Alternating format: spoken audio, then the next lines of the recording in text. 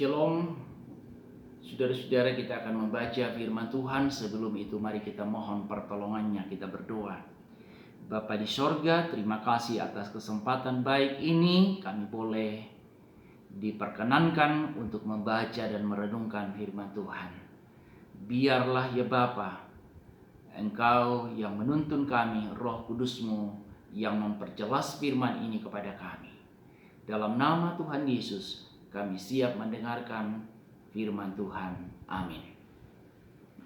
Saudara-saudara, bacaan kita dari kitab Bilangan pasal yang ke-13 ayat 25 sampai ayat yang ke-27. Demikian firman Tuhan.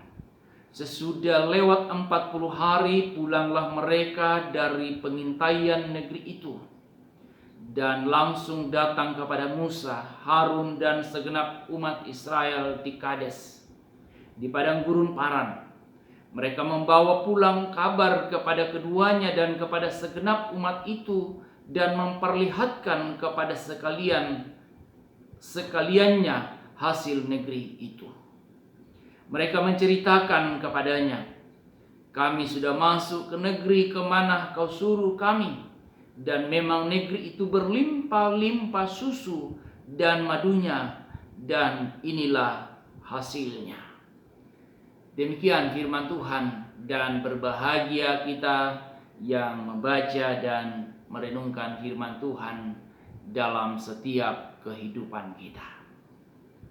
Saudara-saudara yang dikasihi oleh Tuhan Yesus, saya mau mengajak kita untuk merenungkan tema pada hari ini, melihat dengan pandangan Tuhan. Melihat dengan pandangan Tuhan. Bacaan kita hari ini yaitu laporan ke-12 pengintai yang diutus oleh Musa dan Harun untuk mengintai negeri Kanaan. Negeri yang dijanjikan Tuhan bagi mereka. Apa yang terjadi kemudian setelah mereka kembali memberikan laporan di hadapan Musa dan Harun serta bangsa Israel? Dikatakan, "Kami sudah masuk ke negeri kemana kau suruh kami, dan memang negeri itu berlimpah-limpah susu dan madunya, dan inilah hasilnya." Jadi mereka kembali membawa kabar baik. Negeri itu penuh dengan susu dan madu. Itu adalah kabar gembira buat bangsa Israel, khususnya Musa dan Harun. Tetapi saudara-saudara, di ayat yang ke-28 dikatakan hanya bangsa yang diam di negeri itu kuat-kuat, dan kota-kotanya berkubu, dan sangat besar juga keturunan Enak telah kami lihat di sana. Ada harapan, ada peluang, tetapi juga ada tantangan. 10 orang tetap ngotot bahwa tidak mungkin kita akan mendapatkan negeri itu. Tetapi saudara-saudara, di Bilangan pasal 14 ayat yang ke-6 dan seterusnya, di sana dikatakan, tetapi Yosua bin Nun dan Kaleb bin Yefun yang termasuk orang-orang yang telah mengintai negeri itu mengoyakkan pakaiannya dan berkata kepada segenap umat Israel, "Negeri yang kami lalui untuk diintai itu adalah negeri yang luar biasa baiknya. Jika Tuhan berkenan kepada kita, maka Ia akan membawa kita masuk ke negeri itu dan akan memberikannya kepada kita, suatu negeri yang berlimpah-limpah susu dan madunya. Saudara-saudara,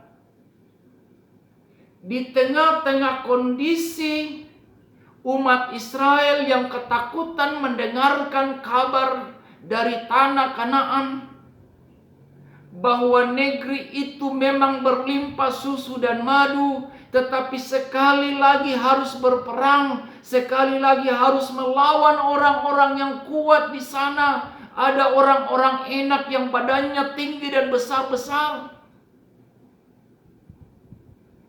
Bahkan mereka mulai melawan kepada Musa dan minta untuk kembali ke Mesir lagi.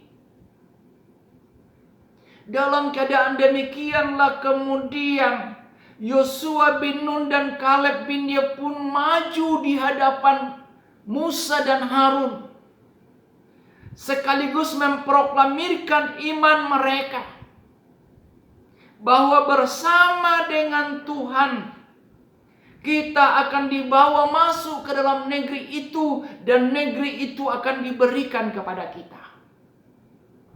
Saudara-saudara yang dikasihi oleh Tuhan Yesus, apa artinya firman Tuhan ini bagi kita? Dalam keadaan kita hari ini, oleh karena COVID-19, ada banyak orang yang hidup dalam ketakutan. Keluarga-keluarga hidup dalam ketakutan. Komunitas-komunitas hidup dalam ketakutan. Sepertinya tidak ada lagi hari esok. Sepertinya tidak ada lagi harapan bagi anak-anak kita. Tidak ada harapan buat kita lagi. Dalam keadaan yang demikian, saudara-saudara,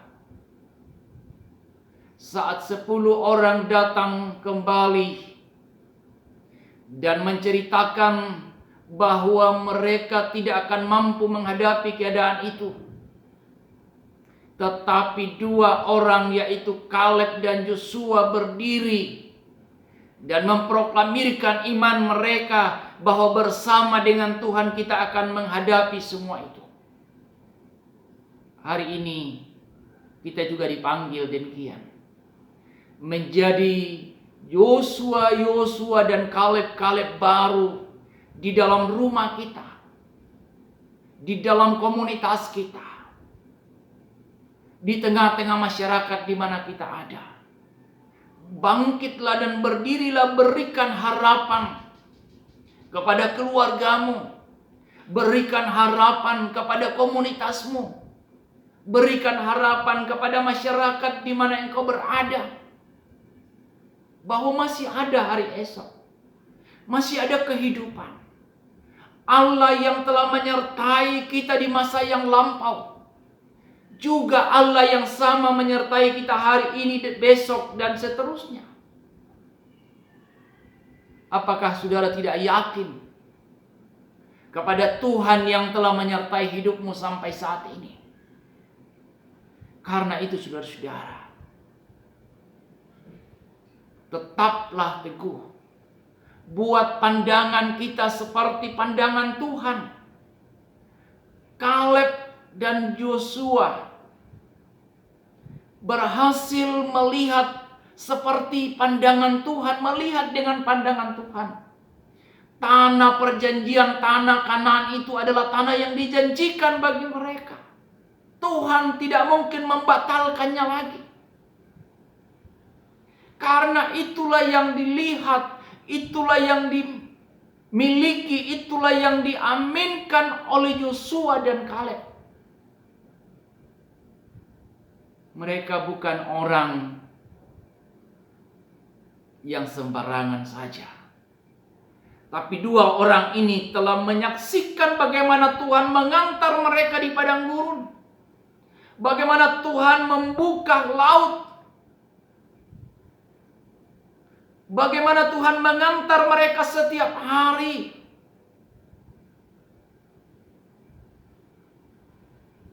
Dan kali ini, dengan begitu yakin, Tuhan yang sama akan menyertainya.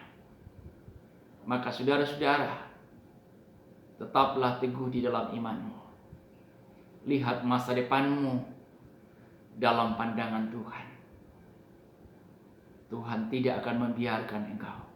Tuhan tidak akan membiarkan keluargamu. Tuhan tidak akan membiarkan komunitasmu.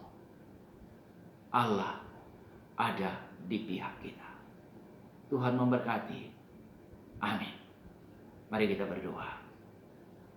Terima kasih Tuhan Yesus atas kasih-Mu melalui firman Tuhan hari ini.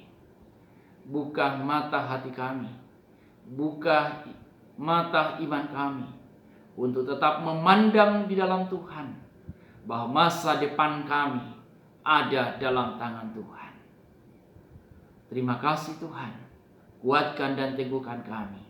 Di dalam nama Tuhan Yesus kami berdoa. Amin. Terima kasih saudara-saudara. Kiranya firman Tuhan ini terus menguatkan saudara dalam keluarga, di dalam komunitas, di dalam masyarakat, dan dalam seluruh kehidupanmu setiap hari. Tuhan memberkati. Sampai jumpa.